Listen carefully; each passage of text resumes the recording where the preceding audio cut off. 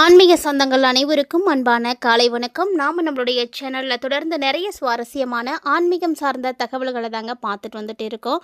அந்த வரிசையில் இன்றைக்கி என்ன பார்க்க போகிறீங்க அப்படின்னா, வரக்கூடிய டிசம்பர் 4ஆம் தேதி அன்னைக்கு உருவாகக்கூடிய பௌர்ணமி எவ்வளவு சிறப்பு வாய்ந்தது அப்படிங்கிறத பற்றியும், இந்த பௌர்ணமிக்கு பிறகு ஏற்படக்கூடிய கிரக மாற்றங்களானது என்ன மாதிரியான பலன்களை எல்லாம் மிதுன ராசி நேயர்களுக்கு ஏற்படுத்தி கொடுக்க இருக்குது அப்படின்றத பற்றியும் தான் நாம் இந்த பதிவில் தெளிவாக பார்த்து தெரிஞ்சுக்க போகிறோம்.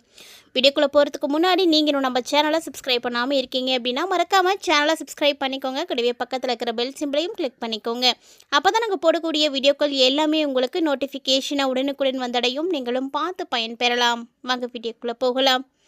பொதுவாக ஒவ்வொரு மாதத்துலேயுமே 15 நாட்களுக்கு ஒரு முறை அமாவாசை திதியும் பௌர்ணமி திதியும் வருவதுண்டு. இந்த 2 திதிகள் வரும் பொழுதும் கண்டிப்பாக பல கிரகங்களுடைய மாற்றங்கள் இருக்கும். அந்த வரிசையில் பார்த்தீங்கன்னா டிசம்பர் 4ஆம் தேதி அற்புதமான பௌர்ணமி. எல்லா பௌர்ணமிகளை விட இந்த டிசம்பர் மாதத்தில் வரக்கூடிய பௌர்ணமி சிறப்பு அப்படின்னு சொல்லுவாங்க. காரணம் பார்த்தீங்கன்னா இதுதான் தமிழ் மாதத்தின் பார்க்கையில் கார்த்திகை மாத பௌர்ணமி. கார்த்திகை மாத பௌர்ணமியில தான் எம்பெருமான் ஈசன் ஜோதி வடிவமாக எல்லாருக்கும் காட்சி கொடுத்தார் அப்படின்னு சொல்லுவாங்க. அப்படிப்பட்ட ஈசனை போற்றக்கூடிய விதமாக தான் பஞ்சபூதங்களில் அக்னித்தலமாக இருக்கக்கூடிய திருவண்ணாமலையில் நல்ல ஒரு தீபமானது ஏற்றப்படுவோம். அந்த தீபத்தை பார்த்தாலே நமக்கு கோடி புண்ணியம் அப்படின்னு சொல்லுவாங்க. யாரெல்லாம் இந்த கார்த்திகை மாத பௌர்ணமியில் திருவண்ணாமலையில் கால் வைக்கிறாங்களோ அவங்களுக்கு அவ்வளவு புண்ணியமானது கிடைக்கும். அவங்க செய்த பாவங்கள் தீரும். ஒரு சிலர் பார்த்திங்கன்னா தாய் தந்தையரை இழந்திருக்கக்கூடியவங்க முறைப்படி சாஸ்திர சம்பிரதாயங்களெல்லாம் செய்யாமல் இருப்பாங்க. அதாவது முறையான தர்ப்பணம் கொடுக்காமலாம் இருப்பாங்க இல்லையா? அவங்களுக்கு ஏற்பட்டிருக்கக்கூடிய தோஷம் பாவங்கள் இது எல்லாமே நிவர்த்தியாக கூடியது அப்படின்னு சொல்லுவாங்க. ஸோ இந்த மாதிரி ஒரு சிறப்பு மிக்க இந்த நாளில் மிஸ் பண்ணாமல் எல்லோரும் திருவண்ணாமலை போயிட்டு வாங்க. இந்த பதிவை பார்த்துட்டு இருக்கும் பொழுது எல்லாருமே எம்பெருமான் ஈசன்ட்ட உங்களுடைய கோரிக்கைகளை பிரார்த்தனையாக வச்சுட்டு அண்ணாமலையாருக்கு அரோகரா அப்படின்ற இந்த வாசகத்தையும் தவறாமல் கமெண்ட் பண்ணுங்கள். இந்த முறை வரக்கூடிய பௌர்ணமி பார்த்திங்கன்னா திருக்கார்த்திகை தீபத்திற்கு அடுத்த நாள் தான் வருது. ஸோ இந்த பௌர்ணமி திதி பார்த்திங்கன்னா 4ஆம் தேதி அன்றைக்கி தான் ஸ்டார்ட் ஆகுது. ஸோ கண்டிப்பாக எல்லாருமே கிரிவலம் போகணும்னு நினைக்கிறவங்க 4ஆம் தேதி அன்றைக்கி போங்க. கார்த்திகை பூர்ணிமா அப்படிங்கிறது விஷ்ணுவினுடைய அவதாரமான மச்ச அவதாரம் தோன்றிய நாள் அப்படின்னு சொல்லுவாங்க. இது துளசி செடியின் உருவமான விருந்தா மற்றும் போரின் கடவுளும் சிவனின் மகனுமான கார்த்திகேயனுடைய பிறந்த நாளும்.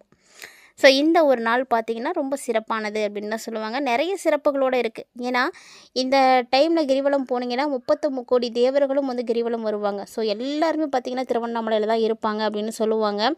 ஸோ நீங்கள் சித்தர்களை நீங்கள் நல்ல தேவர்களை வழிபாடு செய்கிறதுக்கு உங்களுக்கு ஒரு அற்புதமான வாய்ப்பு கிடைக்கும். அதனால தான் இந்த நாளில் நீங்கள் திருவண்ணாமலையில் கிரிவலம் போனீங்கன்னா உங்களுடைய பாவங்கள் தீரும், புண்ணியங்கள் சேரும் அப்படின்னு சொல்லுவாங்க. ஸோ திருக்கார்த்திகை பௌர்ணமியை யாரும் மிஸ் பண்ணிடாதீங்க. ஸோ இந்த டைமில் நீங்கள் மலை மீது ஏற்றப்படக்கூடிய இந்த மகா தீபத்தை தரிசிக்கணும் அப்படின்னா கண்டிப்பாக புண்ணியம் செய்திருக்கணுங்க. யாருக்கெல்லாம் போகிறதுக்கான வாய்ப்பு இருக்கோ அவ்வளோ மறக்காமல் போயிட்டு வாங்க. எல்லா பௌர்ணமியை விட இந்த திருக்கார்த்திகை பௌர்ணமிக்கு மட்டும்தான் இவ்வளவு சிறப்புகளானது இருக்குது. சொல்லப்போனால் ஒவ்வொரு பௌர்ணமியுமே சிறப்பானது தான். ஆனால் எல்லாத்த விட சிறப்பானது அப்படின்னு இந்த கார்த்திகை பௌர்ணமியை தான் சொல்லுவாங்க. ரொம்ப சிறப்பான ஒரு நாள் அப்படின்னு சொல்லலாம். இந்த நாளில் பார்த்திங்கன்னா உங்களுடைய வாழ்க்கையில் இருக்கக்கூடிய எல்லா விதமான பிரச்சனைகளும் தீர்றதுக்கான ஒரு சிறப்பான ஒரு பௌர்ணமி தான் இந்த கார்த்திகை பௌர்ணமி. அதுவும் பாருங்கள் கரெக்டாக வியாழக்கிழமை அன்னைக்கு வந்திருக்கு. ஸோ வியாழக்கிழமை அன்னைக்கு நீங்கள் கிரிவலம் போகும் பொழுது உங்களுக்கு குரு அருள் கிடைக்கும். நீங்கள் செய்திருக்கக்கூடிய பாவங்கள் தீரும். அதோடு மட்டும் இல்லாமல் உங்களுக்கு எல்லா விதமான நன்மைகளும் கிடைக்கும். ஏன்னா ஒவ்வொரு நாளில் கிழமையில் வரக்கூடிய பௌர்ணமிக்குமே விசேஷங்கள் உண்டு. ஸோ இந்த தடவை வந்திருக்கக்கூடிய பௌர்ணமி பார்த்திங்கன்னா அப்படி தான் ரொம்ப ரொம்ப சிறப்பு அப்படின்னு சொல்லலாம். திருக்கார்த்திகை பௌர்ணமி எவ்வளவு சிறப்பானது அப்படின்றதெல்லாம் நீங்கள் பார்த்துருப்பீங்கன்னு நினைக்கிறேன். கண்டிப்பாக வீடியோவை இன்னும் தொடர்ந்து பாருங்கள். ஏன்னா இனிமேல் தான் கிரக மாற்றங்கள் எப்படி இருக்குது, அதன் மூலமாக மிதுனராசினியர்களுக்கு கிடைக்கக்கூடிய பலன்கள் எப்படி இருக்க போகுது அப்படின்றதே பார்க்க போகிறீங்க.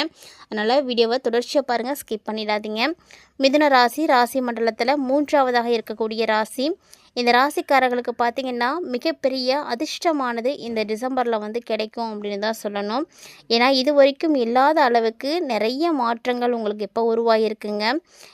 அதோடு இந்த மாதத்தை உங்களுக்கு ஒரு சவால்கள் நிறைந்த மாதம் அப்படின்னு கூட சொல்லலாம். உறவுகளில் ஒரு சில தடைகளை நீங்கள் பார்க்கறதுக்கான வாய்ப்புகள்லாம் இருக்குது. அதனால் உறவுகள்கிட்டலாம் கொஞ்சம் கவனமாக இருங்க. யார்கிட்டையும் அதிகமாக பழக வேண்டாம், விட்டு கொடுத்து போகணும். சொல்லப்போனால் உங்களுடைய பர்சனல்ஸை வந்து ஷேர் பண்ணிக்காதீங்க. அதுவே உங்களுக்கு ஒரு ஆபத்தாக கூட முடிஞ்சிடும். ஏன்னா ஒருத்தங்க மேலே நம்ம நம்பிக்கை வைத்து அவங்ககிட்ட சொல்லக்கூடிய விஷயம் வெளியே வருது அப்படிங்கும் பொழுது அந்த நம்பிக்கை அந்த இடத்துல வீணாக போயிடுது இல்லையா? ஸோ அதன் மூலமாக பார்த்தீங்கன்னா உங்களுக்கு ஒரு மன உளைச்சல் ஏற்பட்டுரும்.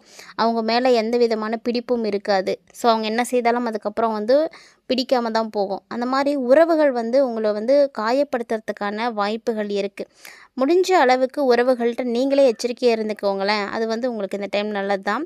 குடும்பம் இல்லைனா தனிப்பட்ட விஷயங்கள் இதிலெல்லாம் வந்து மிதுன ராசி நேயர்களுக்கு இந்த டிசம்பரில் பார்த்தீங்கன்னா ஒரு சில நேரம் மன அழுத்தங்களை எல்லாம் ஏற்படுத்தி கொடுக்கும். ஸோ குடும்ப விஷயத்தை நினைத்து கூட உங்களுக்கு மன அழுத்தமானது இருக்கலாம். குடும்பத்தில் இவ்வளோ பிரச்சனைகள் நடக்குது, இவ்வளோ விஷயம் இருக்குது, இதெல்லாம் எப்போ சரி பண்ண போகிறோம் அப்படின்ற மாதிரி அதெல்லாம் வந்து நினைக்கும் பொழுது உங்களுக்கு ஆட்டோமேட்டிக்காக வந்து மன அழுத்தமானது ஏற்பட்டுடும். தனிப்பட்ட விஷயம் அப்படின்னு பார்த்தீங்கன்னா உங்களுக்கான பர்சனல் அதுவுமே கூட உங்களுக்கு ஒரு ஆபத்தாக கூட முடியலாம். அதனால் ஆரோக்கியத்தை வந்து இது பாதிக்கும். ஸோ இந்த மன அழுத்தம் உங்களுடைய ஆரோக்கியத்துக்கு மிகப்பெரிய ஒரு பாதிப்பை கொடுத்துடும். ஸோ அதனால் கவனமாக இருங்க. அதே போல் இந்த மாதம் பொறுத்த வரைக்கும் அன்புக்குரியவர்கள், உங்களுடைய அன்புக்குரியவர்கள் யாராக வேணாலும் இருக்கலாம்.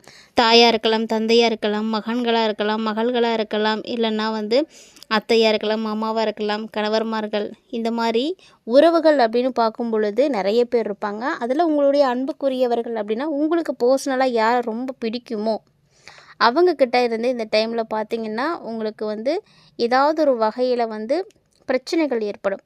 ஸோ அந்த பிரச்சனைகள் ஏற்படாமல் இருக்கிறதுக்கு நீங்கள் என்ன பண்ணணுன்னா அவங்களோட நீங்கள் பேசுகிறீங்க அப்படின்னா அது ஒரு சரியான பாதையில் இருக்கணும், சரியான வழியில் இருக்கணும், நல்லதாக இருக்கணும். ஒருவேளை நீங்கள் தவறுதலாக பேசிட்டீங்க அப்படின்னா அது அப்படியே திசை மாறி போயிடும். ஸோ அதனால் உங்களுடைய அன்புக்குரியவங்கள்ட்ட நீங்கள் பேசுகிறதுக்கு முடிவு பண்ணிட்டீங்க அப்படின்னா இந்த டிசம்பர் மாதத்தை பொறுத்த வரைக்கும் நம்ம சரியாக தான் பேசுகிறோமா அப்படின்றத யோசித்து பேசுங்க. இல்லைனா என்ன பேச போகிறோம் அப்படின்றத முன்னாடியே வந்து யோசித்து வச்சுக்கோங்க, இல்லை எழுதி வச்சுக்கோங்க. வார்த்தைகளை வந்து கரெக்டாக பயன்படுத்தணும். இல்லை அப்படின்னா இந்த டைமில் வந்து உங்களுக்கு மிகப்பெரிய பாதிப்பை தான் கண்டிப்பாக கொடுக்கும். அதனால் பார்த்து கவனமாக இருங்க. அதே நேரம் இந்த காலகட்டங்களில் உங்களுக்கு உணர்ச்சிகள் பார்த்திங்கன்னா அதிகமாக இருக்கும். இந்த உணர்ச்சி வசப்படாதீங்க. உணர்ச்சி வசப்பட்டீங்க அப்படின்னாவே போச்சு எல்லாமே. உணர்ச்சிகளை வந்து கட்டுப்படுத்துறதுக்கு முயற்சி பண்ணுங்கள். உங்களை தொந்தரவு செய்யக்கூடிய விஷயத்தை யாராக இருந்தாலும் பரவாயில்ல, அதை வெளிப்படையாக அவங்கள்ட்ட சொல்லிவிடுங்க. அவங்க செய்யக்கூடிய தவறாக தெரியுது உங்களுக்கு, அவங்க செய்கிறது உங்களுக்கு பிடிக்கல, அவங்க செய்கிறதுனால உங்களுக்கு ஆபத்துக்கள் இருக்குது, பாதிப்புகள் ஏற்படுது அப்படிங்கும் பொழுது அதை நீங்கள் பொறுத்துட்டு போகணும் அப்படின்ற அவசியம் கிடையாது. ஸோ நீங்கள் அதை அவங்கள்ட்ட வெளிப்படையாக வந்து சொல்லிட்டீங்க அப்படின்னா உங்களுக்கு இருக்கக்கூடிய மன அழுத்தம் போயிடும். எதையும் வந்து மறைச்சி வைக்கணும் அப்படின்ற எண்ணம் இருக்காது. ஸோ இந்த மாதிரியான விஷயங்களில் நிறைய விஷயங்கள் வந்து நீங்களாக தான் முடிவு பண்ணணும். ஸோ உங்களை எதெல்லாம் தொந்தரவு செய்யுதோ அதெல்லாம் நீங்கள் வெளிப்படையாக வந்து பேச கற்றுக்கோங்க. வெளியில் சொன்னீங்க அப்படின்னா தான் உங்களுக்கு இருக்கக்கூடிய ப்ரெஷர் எல்லாம் குறையும். உங்களுக்குள்ளே வச்சுருந்தீங்க அப்படின்னா அது வந்து எந்த வகையிலையும் உங்களுக்கு வந்து பயன் கொடுக்காது. ஸோ உங்களுடைய எண்ணங்களாக இருக்கட்டும், உணர்வுகளாக இருக்கட்டும், அதை சரியான வழியில் வெளிப்படுத்த பாருங்கள். எதையுமே வந்து உங்களுக்குள்ளே போட்டு வச்சுக்கிட்டே இருக்கிறதுனால அதில் என்ன ஒரு பயன் உங்களுக்கு கிடைக்க போகுது? அதனால் உங்களுக்கு டிப்ரெஷன் தான் அதிகமாகும். சொல்லப்போனால் உங்களுக்கு ஆரோக்கியத்தில் பாதிப்புகளை கொடுக்கும். நீங்களாகவே இருக்க முடியாது. உங்களுக்கு என்ன செய்யணும்னு தோணுது, எப்படி இருக்கணும்னு தோணுது, அதை யார்கிட்ட இருக்கணும்னு தோணுது அப்படின்றதையும் நீங்கள் வெளிப்படுத்துங்க. அப்போ தான் தெரியும் மற்றவங்களுக்கு. உங்களுடைய உணர்வுகளுக்கும் அவங்களும் அப்போ தான் மதிப்பு கொடுப்பாங்க. உங்களுக்கு இந்த ஃபீலிங்ஸ் இருக்குன்றதே அவங்களுக்கு அப்போ தான் தெரியும். அது மட்டும் இல்லாமல் உங்களுக்கு என்ன ஆசைகள் இருக்குது அப்படின்றது கூட நீங்கள் சொல்லும் பொழுது தான் தெரியும். எதையுமே வெளிப்படுத்தாமல் உங்களுக்குள்ளே வச்சுட்டு இருந்தீங்க அப்படின்னா அதை யாராலையும் கண்டுபிடிக்கவே முடியாது. அப்போது உங்களுக்கு என்னென்னா ஏமாற்றங்கள் இருக்கும். நம்மளுடைய உணர்வுகளை யாரும் புரிஞ்சிக்கல, யாரும் மதிப்பு கொடுக்கல அப்படின்ற மாதிரியான எண்ணங்கள் தான் உங்களுக்கு உருவாகும். ஸோ நீங்கள் சொல்லுங்கள், அவங்க புரிஞ்சுக்கிறாங்களா இல்லையாங்கிறத அப்போ தான் தெரியும். ஒரு சிலருக்கு பார்த்திங்கன்னா சிரமங்கள் தான் ஏற்படும். இதனால் எல்லாத்தையுமே முடிஞ்ச அளவுக்கு வெளிப்படையாக இருங்க. ஃப்ராங்காக யாராவது ஒருத்தர்கிட்டையாவது ஃப்ராங்காக இருங்க. அப்போ தான் உங்களுடைய மனசில் இருக்கக்கூடிய பாரங்கள் வந்து குறைய ஆரம்பிக்கும். மிதுன ராசினியர்களை பொறுத்த வரைக்கும் இனி அதாவது 2026 வந்து உங்களுக்கு ரொம்ப சூப்பராக இருக்குது. இந்த டிசம்பருக்குள்ளே இந்த மன அழுத்தம் உங்களுக்கு அதிகரிக்கிறதுக்கு வாய்ப்பு இருக்குது. அப்படின்றதுனால எல்லாருக்கிட்டையும் வந்து எல்லா விஷயங்களையும் வந்து ஷேர் பண்ண முடியல அப்படின்னாலுமே உங்களுடைய நம்பிக்கைக்குரியவர்கள்ட்ட, அன்புக்குரியவங்கள்ட்ட மட்டுமாவது ஷேர் பண்ணிக்கோங்க.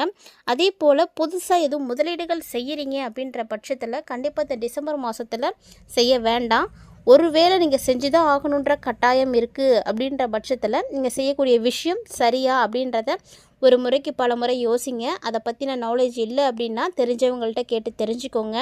அனுபவசாலிகள் இருப்பாங்க, வீட்டில் பெரியவங்க இருப்பாங்க, கணவர் இருப்பாங்க, எல்லாரோடையும் கலந்து உரையாடி அந்த விஷயத்தை செய்யலாமா அப்படின்ற ஒரு முடிவுக்கு வந்துட்டு அதுக்கப்புறமா அதை செய்யுங்க. எடுத்தோம் கவிழ்த்தோம் அப்படின்னு செய்யாதீங்க. எந்த விதமான முன் அறிவும் இல்லாமல் சிந்தனையும் இல்லாமல் நீங்கள் செய்யவே கூடாது. அப்படி ஒரு வேளை நீங்கள் செய்துட்டீங்க அப்படின்னா அதன் மூலமாக நீங்கள் ஆபத்துக்களை நிறைய பார்க்குற மாதிரி இருக்கும். ஸோ இந்த ஒரு நிலையில் இந்த மாதிரியான விஷயத்தில் மட்டும் நீங்கள் கண்டிப்பாக கவனத்தை செலுத்திக்கோங்க.